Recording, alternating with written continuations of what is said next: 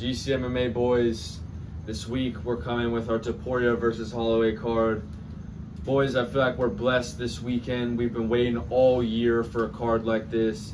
Yes, UFC 300 was good. Yes, UFC 301 was good. But boys, this card is stacked from top to bottom. And we're excited to come this week with our picks early in the week, boys. We're not bullshitting when we're saying that we're trying to get these videos out every week early. Topuria and Holloway this weekend, boys. Before anything else, drop your picks in the comments below so we can see, what everyone's thinking, because I feel like there's a couple fights on here that could have some mixed opinion, boys. So just drop in the comments who you're riding with. Yeah, boys, this is definitely the best card since Pereira Prohaska.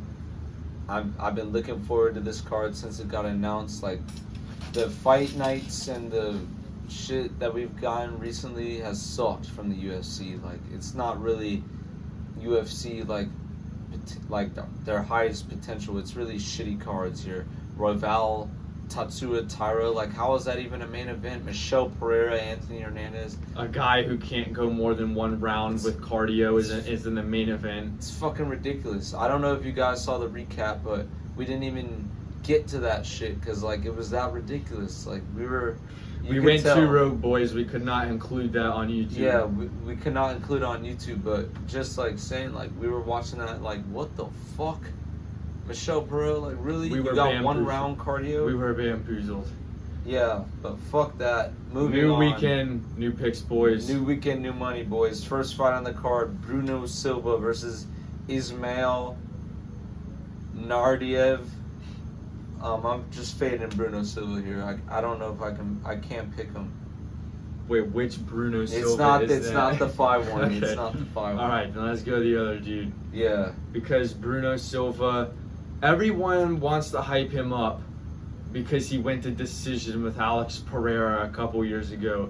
But he literally, didn't he get knocked out by William Wright or some shit? Like, or maybe that was his one win, but he's literally lost to 4 out of his last 5 opponents, boys. And like I said, I don't even know who the other guy is, but Bruno Silva has just proved that he's not that fight, and I can definitely trust to pick against him. He's 1-5. He's won one fight out of his last 5, and it was a knockout over fucking, I'm pretty sure, yeah, Brad Tavares. All right, come on. Brad Tavares sucks. Give me the guy whose last name ends with Ev in fucking Abu Dhabi. Yeah, I don't like, literally, I could not even know who the fuck that guy was and still pick him either way. But moving on, we've got Ibo Aslan versus Rafael Sequeira. I'm picking Ibo Aslan here. Let me see who that is again, bro. Ibo Aslan he KO'd the Turkaji idiot that we were always been on. Okay, yeah, that guy is big as shit, and I could definitely... Yeah, the other guy's making his debut. I don't even know who the fuck this guy was or is, to be honest. Like, but it doesn't matter, boys. This fight's going to be fireworks. But I don't see this one being able to go the distance because Ibo Aslan was low-key running out of gas a little bit towards the end of his fight with the Pleasure Man. And I could definitely either see him put this guy away or gassing out and not making it. If I don't know what the over/under is set at for this fight. If it's set at 2.5, take the under.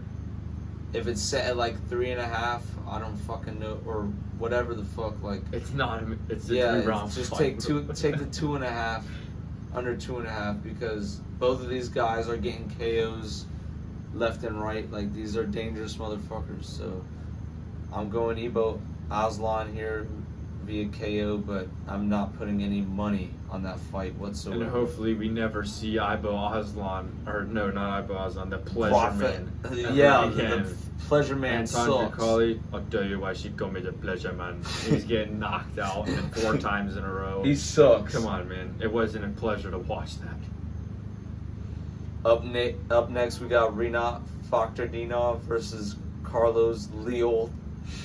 Oh my God, Ruzaboyev. Ruzaboyev pulled out, boys. I was really looking forward to that, but this just got a lot less interesting. Yeah, definitely Ruzaboyev. Yeah, or Fakhtardinov. Yeah, I was gonna pick Ruzaboyev, but I'm definitely picking Fakhtardinov versus Carlos Leal, the Lion. Bro, like, who has he fought in the UFC, bro? I don't even know. he doesn't have any fights in the UFC. This guy's last win was a KO over Manuel Mina in LFA. We're not fucking enough, boys, but don't even bet on him. He's way too juiced to fucking bet on this card. He's probably boys. at minus 500 at this point. Damn it, that was going to be a good fight with Ruzapoya, but fuck it. Next up, oh my god, Farid Basharat versus Victor Hugo. I'm just going Basharat here. He's in Abu Dhabi. He's obviously just going to take Victor Hugo to the ground and lay on him and do, you know, the type of shit he's been doing in his last fights. What's Victor Hugo's last fight?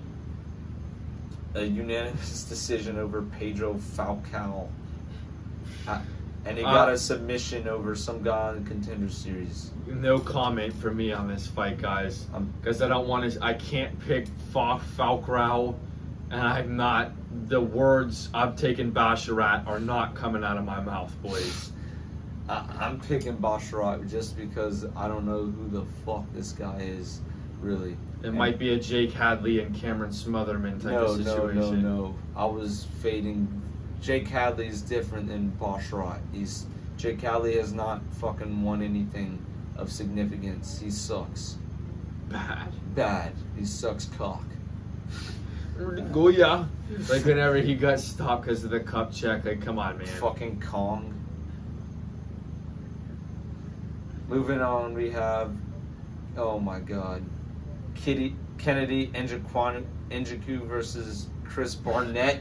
It was supposed to be Justin Tafa. I'm taking Chris Barnett, boys. Kennedy Njoku is just way too gun shy for my liking. And he's moving up, like, Chris Barnett has got to be able to get his ass up to the top of the tree with that one. Like, throw some sort of high spinning shit and take him out. Yeah, I know Chris Barnett hasn't fought in like 2+ years at this point, but I cannot ever say that I'm picking Kennedy Njoku to win again, because he fucking sucks. And now he's moving up. When you move up from light heavyweight to heavyweight, that just means you got fatter. For 9 times out of 10, that just means, especially DC. Yeah, DC, like, it just means you got fatter, boys. You're not really running anything. Fat Kennedy Njoku has got to suck. Yeah, it's got to suck like way more than middleweight, the light heavyweight version of him. And I don't even want to see the middleweight Kennedy. Yeah, motherfucker, like that guy just sucks so much. But I think about the main event now. No. We got a few more prelims. But yeah, boys, come on. Holy fuck. Chris Barnett's got to take him out. We have to sound the sirens and fire the cannon. Shout out Bucks moneyline. We got the lock of the fucking card here. Bruno Ferreira versus Abus Magomedov. How is Bruno Ferreira an underdog, guys? Boys? Lock it in right fucking now before he's at minus money. The last time I checked the bookie, he was plus 120. You got to get it locked in right now. I don't see him being plus 120 for the rest of this week, boys. Are you kidding me? With Abus Magomedov gets knocked out by Sean Strickland, gets a decision over Warley Alves, and he's a favorite over Bruno Ferreira, who's knocked out Phil Hawes, knocked out Obama. Both of those guys are. I don't know if I would pick Phil Hawes to beat a single soul moving on here. But he's definitely... He did knock out Dustin Stoltzfus, yeah. So they've got that in common. Yeah, they both knocked out that guy, which isn't the best win in the world. Let's be honest, boys. My grandma could knock out Dustin Stoltzfus. Real shit. A knockout over Obama. Like the fucking aliens in the attic shit, bro. The grandma. But, yeah... Bruno Ferreira is going to knock Abus Magomedov the fuck out in this fight. And it's not going to happen, boys. Yeah, fuck Abus Magomedov. He's a pussy. He has no cardio and he's getting knocked out. Moving on, we've got another damn lock. Back-to-back locks. This might be the safest parlay ever. Oroblai Ferreira. We got Matek Oroblai versus Matuas Rebecki. I'm never picking that guy again. Again. Boys. Again, we're never touching his money line. Fuck him. That guy comes out hot, 3-1 underdog, and just gives up as the fight goes on and gets his ass kicked at 39-year-old Diego Ferreira, who wasn't even ranked, and this guy's coming in on a 17 fight win streak and losing that. He was all hype, bro. boys. He was hype that fucking got thrown out the window. Matek Oroblai's goddamn time traveler from when the Mongolians were fucking shit up back in the day. Like, he might as well be from that time period, because that's just what he's on in the octagon. He's no nonsense. He's getting in there and trying to fuck people up. Mateus Rebecki's, like he's just said, is losing to old ass Diego Ferreira. Yeah. Matek Oroblai would kill Ferreira. Yeah, he's proven he's not just all hype. Like, Elvis Brenner's a pretty good win. Uros Medic's, like, not getting knocked out by him on the round, like on the feet for multiple rounds is a good sign. Submitting him, that's a really good win. Rebecki has really not done anything except disappoint me, so I can't pick him in this fight, and I think that the odds reflect that. Yeah, boys. Give Matek Oroblai money line, boys. That shit's free money. Moving on, we've got Jeff Neal versus RDA.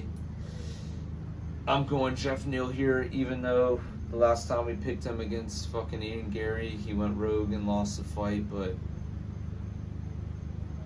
RDA is just like old at this point. Like, he's just in there to try to hold you, and if that doesn't work, he loses the fight.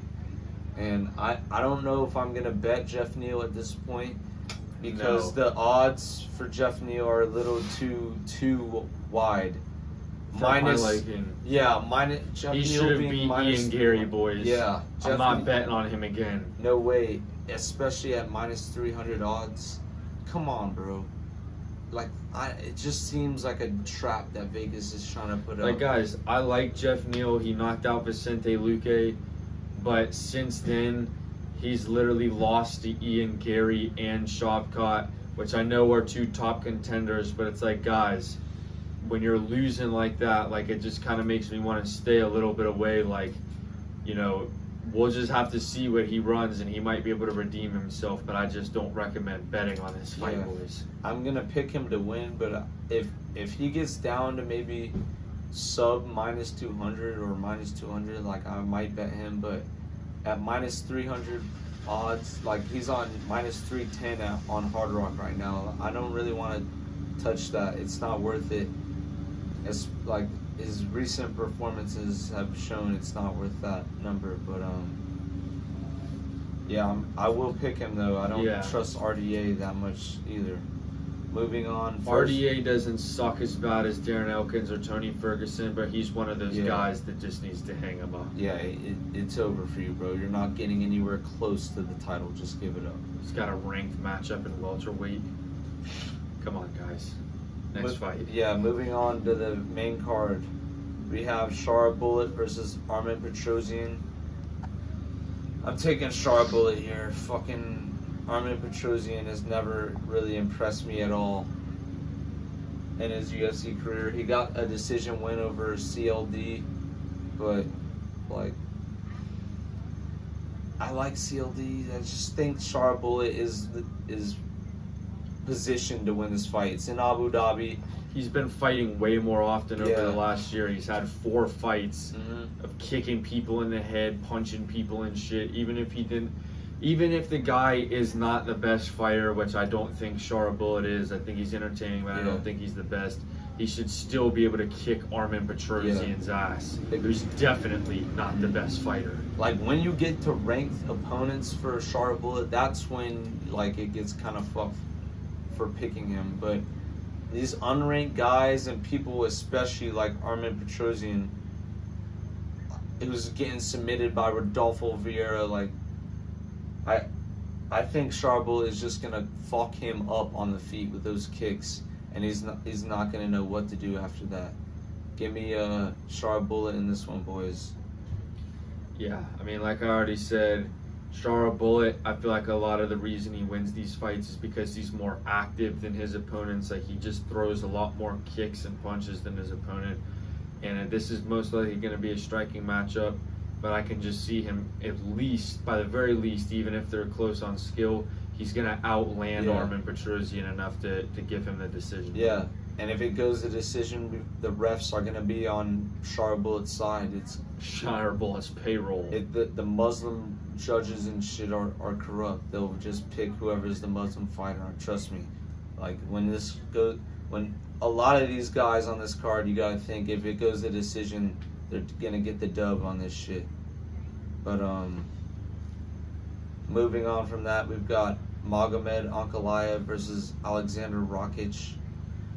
Part of me wants to pick Rakic. No, he put up bro. Listen. I'm not picking Rakic, but part of me wants to because he was putting up a decent fight against Yuri until he got fucked up. But Magomed Ankalaev realistically is just gonna take this guy down and just ragdoll him all over the place, especially in Abu Dhabi. Magomed Ankalaev is a pussy. He could have had a fight with Alex Pereira and he turned it down because he's a pussy and thinks he can call the shots even though he's the contender. He's the B side, boys. Yeah. If not the damn C side of a pay-per-view. Yeah, he sucks. Like everything it's about literally him. just the next guy Alex Pereira's gonna knock out. And he thinks he's so raw, but he's really not. He sucks. Bad. No, I'm kidding, boys. He doesn't suck that bad. It's just like he could have had a title shot, and I feel like anybody leading up to the title shot with his style at light heavyweight, holding those big guys down, if you're that heavy and have the ability, is definitely easier. So I think Alexander Rakic, with his past 2 years of fights, I can't pick him over Magomed Ankalaev. I'm definitely going Barn Owl. Yeah, the Barn Owl is winning this fight.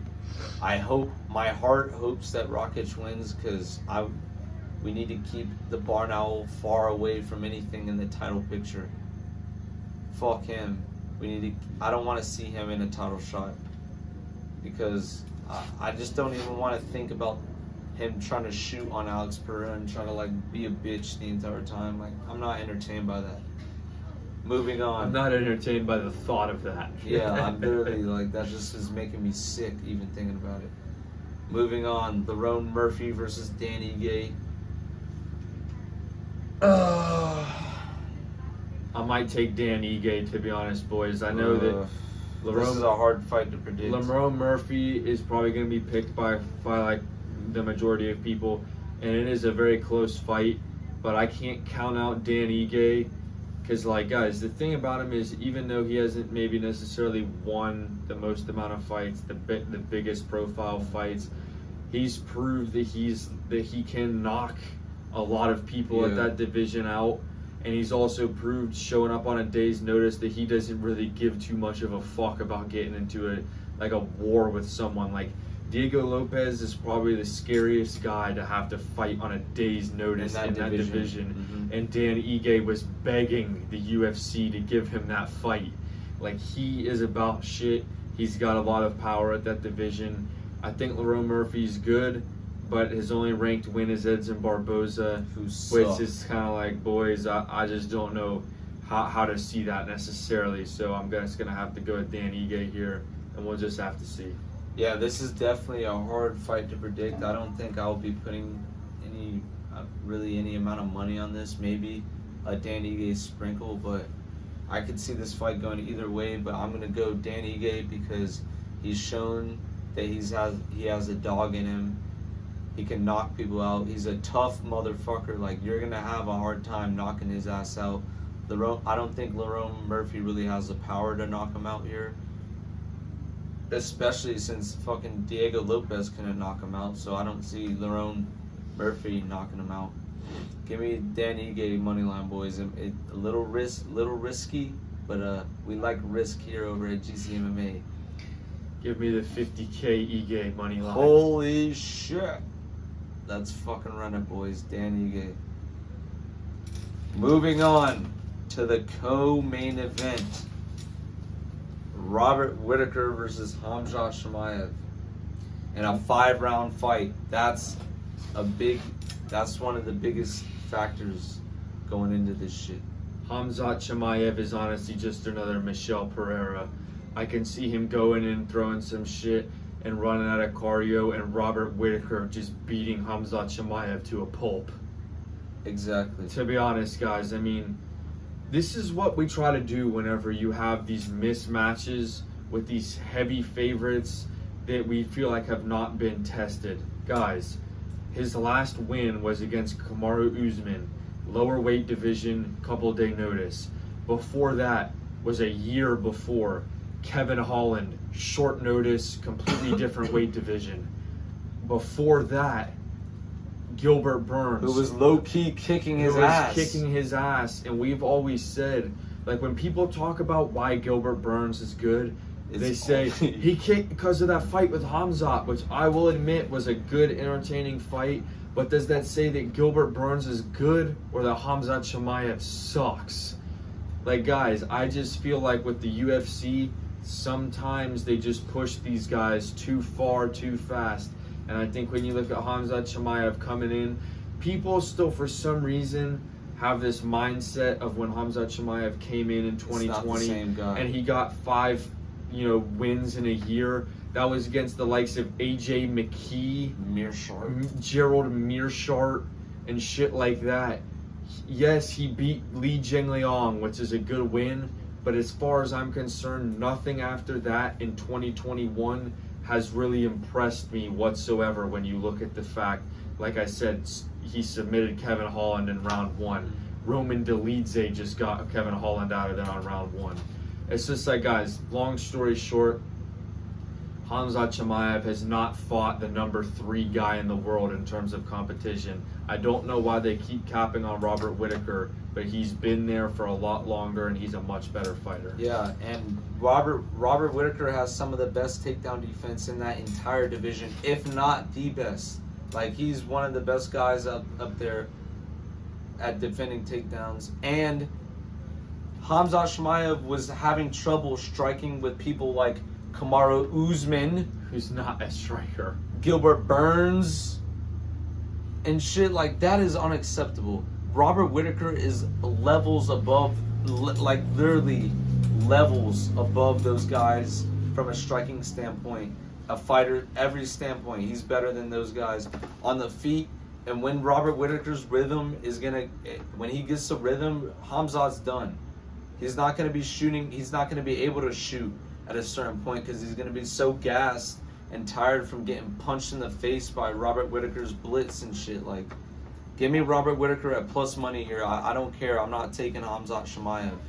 Yeah, and boys, like, they've used Robert Whittaker for a stepping stone for long enough.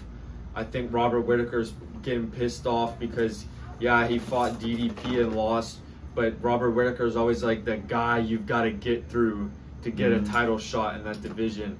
And I think that Whittaker wants to get a rematch with DDP, which I would actually be excited to see if Robert Whittaker comes in pissed off. He kicks a lot of the fighters in the top 10's ass. Like, I feel like he's coming in with a point to prove because they keep disrespecting him with Hamzat. Yeah, exactly. Like, I don't know why he's an underdog here. I know I saw some shit that Hamzat was training in the Russian mountains to get cardio and this and that. Like, I don't give a fuck. He hasn't had cardio every single fight in the UFC, so why am I just going to trust his word? If he comes out here and goes all 5 rounds of Robert Whittaker, wins the fight, I'll trust that his cardio is straight now. But I'm not just going to trust it off his word. This is the same guy who's going on his Twitter and telling people to buy some shit coin, some shit crypto $sign smash, and then pulling the plug and taking profit. Like, I'm not trusting that guy's word. Are you kidding me? Fuck him. I hope Robert Whittaker knocks him the fuck out. Like, you're literally using your fame to scam your fans. Like, that's some low level dirty shit, bro. Some crypto rug pull. That's some bottom feeder ass behavior, bro. Fuck Hamzat. And boys, going into the main event, we've got Topuria and Max Holloway. Guys, this is a very tough fight. I honestly don't understand why the odds are the way they are. I do not personally think that Ilia Topuria is a minus 275 favorite against Max Holloway.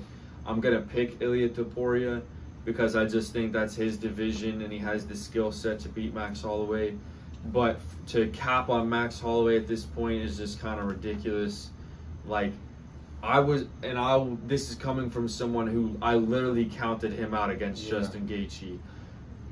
Would Topuria probably beat Justin Gaethje? Yes, but I'm just saying, does Topuria probably win? Yes, but Max Holloway definitely could do some shit. I just think that against the shorter fighters in that division like Volk, it's just a bigger challenge for him to kind of gauge like what his game plan really needs to be like to become victorious. Yeah, Max Holloway is definitely an amazing fighter. Like, he's raw. He like, you can't really say anything bad about him. This is more of saying that Ilia Topuria is just that fucking guy at this point. Like, he's got power, he's got speed, and he has precision. And when you stand with him, you're gonna face trouble. Like, we'd say this fight is gonna stay on the feet because Max Holloway has decent takedowns every now and then, but Ilia Topuria is good on the ground. He'll be able to stuff takedowns. If anybody's trying to bring the ground game, it's probably gonna be Ilia Topuria. Yeah, to be honest, if we're being honest here. So if we're assuming this fight stays on the feet, I know Ilia Topuria's the only time he showed weakness in a fight is when like guys like Jai Herbert were using their range against him, which Max Holloway can fully do in this fight. Yeah. But Ilia Topuria, he will find a way to get into the pocket with you. There's no way. And start throwing a bunch of and shit. when you're in the pocket with him, he's the most dangerous fighter on the roster, in my opinion. Like, if you are in the pocket with him, he's on the same level of danger that Alex Pereira is. You don't want to stand that close to him. He will knock you the fuck out. And boys, like shit like that, I know it might be a while, but when you have fighters like Ilia Topuria, you can't help but sometimes daydream about Ilia Topuria versus Gene Silva and see like what a matchup with guys like that who are just going to be literally throwing shit for the entire time. I want Ilia Topuria to stay champion in that division because I want to see matchups of him and the guys in that division that I like at a high level. Diego Lopez versus Gene Silva, Diego Lopez versus Ilia Topuria. Like, guys, he's the guy who needs to have his next era. And I think the UFC, while they do like Max Holloway, he's been there, he's done that. Just give him fun fights from now on. Ilia Topuria is like 27. He's a champion who's knocked out Volk, which is something Max Holloway could never do. In 3 fights, and I never did that. I just think that the promotion, like, I don't want to say that Ilia Topuria is a bigger draw than Max Holloway, but Ilia Topuria is just more promotable than Max Holloway, because when people are seeing Max Holloway getting knockouts when he was still wearing the Reebok trunks, it's like people are a lot less likely to give a shit about that when Ilia Topuria is getting finishes over people that they recognize because it's been within the last couple of years, guys. And I don't really understand a lot of the Ilia Topuria hate, to be honest. This guy's funny as fuck in the interviews and shit, in the press conferences. Like, he's talking shit and he's literally telling Max Holloway he's opening up a retirement home and Volk already has a room there and that he's next. Like, that's funny as fuck. When the foreign guys start talking shit, it's like, not everybody can be everybody's cup of tea, and not everybody can be like Conor McGregor. But it's just funny when you see these guys who at least attempt to be entertaining on the mic, like Moicano, Topuria, like these guys who are just getting on there and making everybody laugh. Like, even if he's being a bit disrespectful, like, who gives a fuck? It's making you want to watch him get his ass beat even more, and it promotes the fight. Yeah, like, or you're mad and upset at Ilia Topuria for that, but you're like glazing Umar Nurmagomedov for getting a decision win and then getting on the mic talking about, I just want to say thank you for my family and thank you for this, my coaches, and to the next fight. Like, that's really entertaining, I love that. And then Ilia Topuria is literally talking shit and getting on people and like they're going back and forth. That's like way better than those fucking guys. Like, really stop hating Ilia Topuria for bringing an entertaining aspect to the UFC. But yeah, boys, we hope you have a good time this weekend watching the card. You've really got to savor this and appreciate it because we don't know when the next card that's going to be this stacked is. So, boys, once again, drop your picks in the comments if you faded us on anyone and why. And we hope you guys have a good time this weekend. Yeah, boys, appreciate all the love. I hope you win some money this weekend. That's GCMA out. See you guys.